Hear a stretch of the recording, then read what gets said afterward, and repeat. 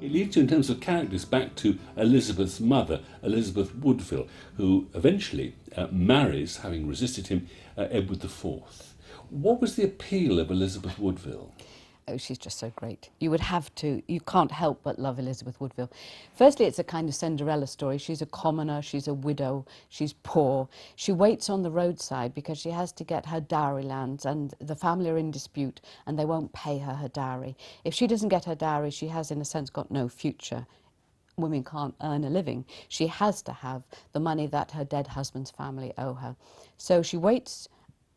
We don't exactly know where, but we actually believe it is on the side of the road under the Queen's Oak at Grafton in Northamptonshire. And you can go there. You can see it. The tree is still there today. And as Edward comes round the bend at the head of his army, because he's on the way to fight the Battle of Hexham, she steps out, he stops, she makes her request, he promises it'll be taken care of, and he rides on. That we know. What is pretty apparent is that he rides back and they become lovers and they marry. They're married within 6 weeks.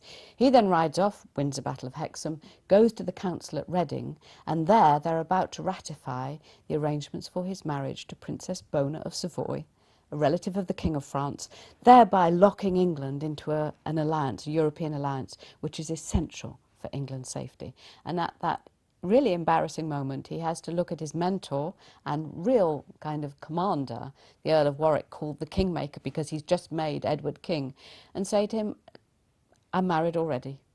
Just explosive. This is really risky business, but it's risky for Elizabeth too, isn't it? Because at this moment, she and her family are propelled right into the court and to the front line of English politics. What they actually do is really very understandable. They do what a number of families do in this incredible time of danger and change. Lots of families simply change sides.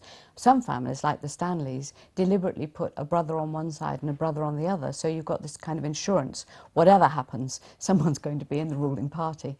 What the Woodvilles simply do is, having been absolute loyal supporters of the House of Lancaster, Elizabeth's father and her brothers had gone out to fight for Lancaster. Her husband died at the Battle of St Albans fighting for Lancaster. Once she's engaged to Edward, everybody just becomes Yorkists and join, in a sense, the York court. And as she and her mother marry their siblings and cousins and every one of the family, their kinsmen and women, into the aristocracy, they form a new ruling power, they form a new family, and they become Edward's courtiers and protectors.